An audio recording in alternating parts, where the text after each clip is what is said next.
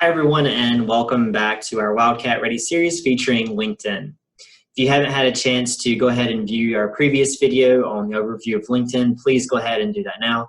Again, my name is Dalton Langdon, and today I'm going to be discussing skills, endorsements, and recommendations on LinkedIn. So without further ado, let's go ahead and jump into that.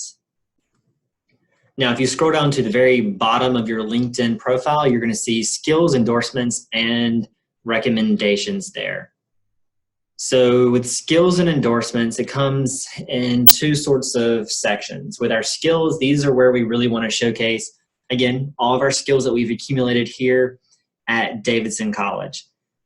This is where recruiters are really going to look and search when they're looking for potential candidates here. So we want to make sure that the skills that we are using accurately match what your level is at, but then also making sure that you're thorough and adding in all kinds of different skills there. Because again, this is a search algorithm that recruiters use to sort of help them select candidates for when they're looking to employ you guys.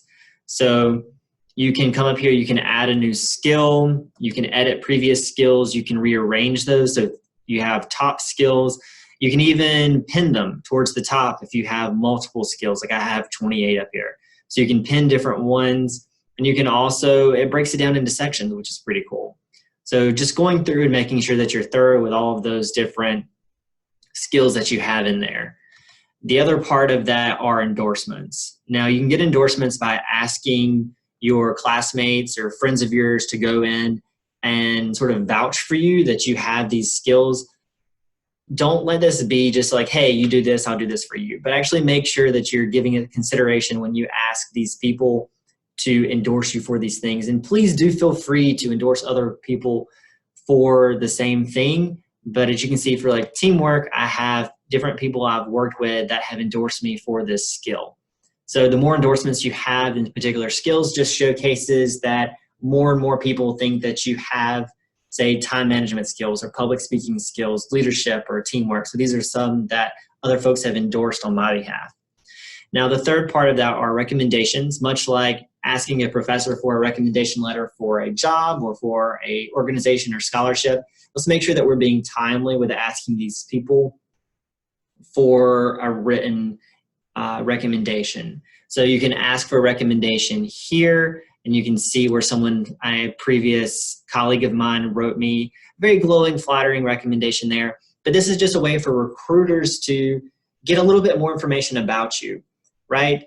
They don't see these recommendations that you send off to different clubs or organizations or scholarships. There are these glowing recommendations that your faculty members write for you, but no one ever sees it except for that direct exchange. So having this sort of general recommendation on your LinkedIn is really showcasing to future employers that, hey, so-and-so is a really great person to work with, and you should hire them, essentially. So again, recommendations, skills, endorsements, please go and do those.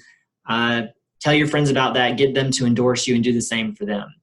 Now, the last thing I'm going to leave you guys with is industry leaders, groups, and organizations. This actually will segue into our next video. But if you go to your home page here, and you can go to groups, and you can start following different groups and different organizations or different hashtags. And we're going to go more in depth in our next video on that. So again, thank you guys for watching, and stay tuned.